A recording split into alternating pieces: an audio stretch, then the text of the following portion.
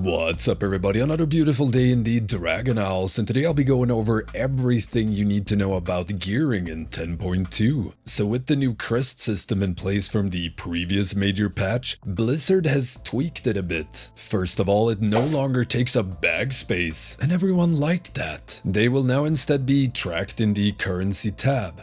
Once you're capped on a crest type, doing the same content will reward lower tiers of crest instead. So rather than capping out the high item level crests in 17s or 19s and then go farm 11s to cap out another crest, you can just instead spam high keys or do heroic raid, whichever you like, which is a very welcome change.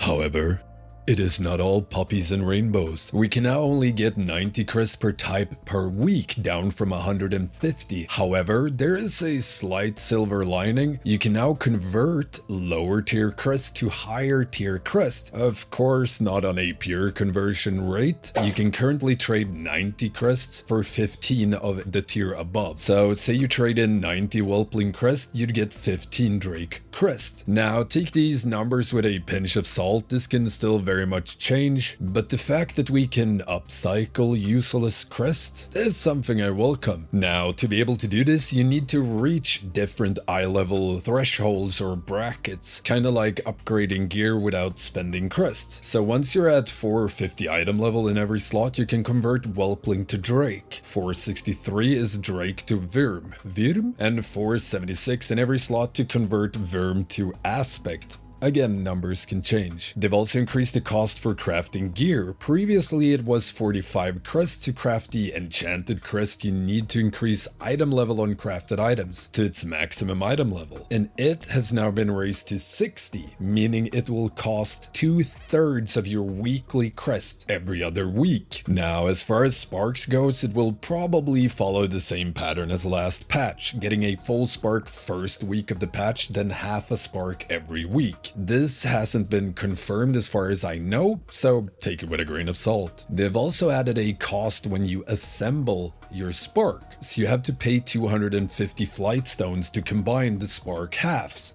Then we can take a look at the catalyst. Ever since they introduced the catalyst, it's been locked for several weeks. However, in 10.2 you will get a catalyst from week 1. It will be on a 2-week recharge instead of 1. But seeing as we get it week 1, I'm pretty much okay with this. You will still be able to get an Omni tier token by either reaching, I think it's 1650 in arena, 2km plus rating, or clearing heroic raid. So if you do either of that week 1, you are guaranteed 2 set. Tanks and healers rejoice. However, to offset this a bit and potentially make raid drops work better, they've reduced the amount of tier tokens bosses drops in raid. So on Mythic, for example, you'll get 1 tier token and 3 non-tier items. Now, before people start foaming at the mouth and skull bashing the screen, this is mostly a good change. If you're extremely unlucky, you might get tier 4 set a week later, but in most circumstances you will get it faster due to the addition of week 1 catalyst. Even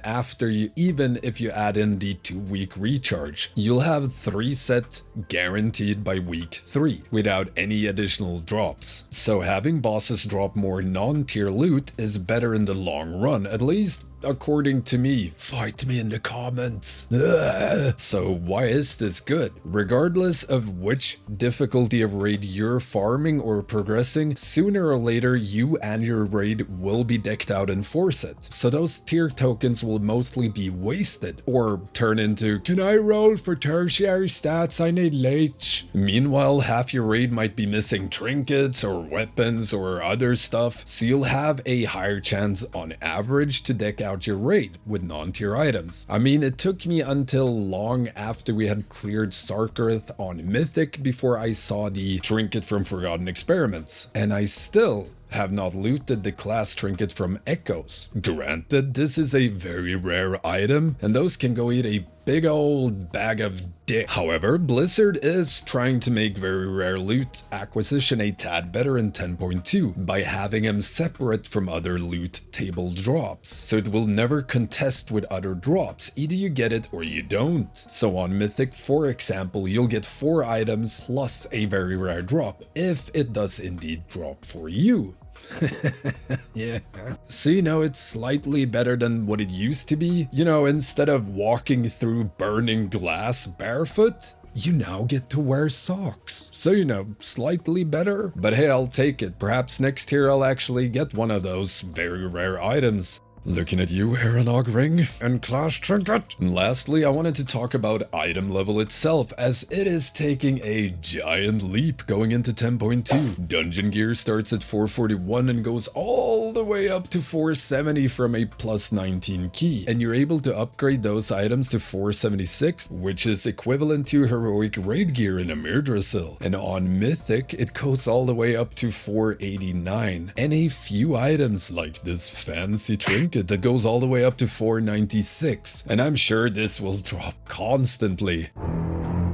So in Season 2 terms, hero items would cap out at 444 item level instead of 441 that it does now, and mythic items would cap at 450 instead of 447. Jadeg? Crafted gear, however, is taking a tiny step back and will be capped out at 486 as it stands right now, which will still make it valuable but not bis for most player, which again I think is healthier for the game. My main at the moment is all crafted in tier, except raid trinkets, which never drops. Maybe I do prefer crafted, but in all fairness, it's kind of fun to have some chase items or some items actually drop for you rather than, oh, eventually I will be decked out because I can craft every other week. So I think this is good as well. And yeah, that's pretty much it for gear in 10.2. Hope it cleared up some question marks for y'all. But if you have any questions, hit me up in the comments or become a patron or Twitch sub and you can get access to the Stankie Gaming Discord, where you can get help with anything raiding related or enhancement. Don't forget the usual stuff, like, comment, subscribe, and ring that notification bell. Thank you all for watching. I will see you next time.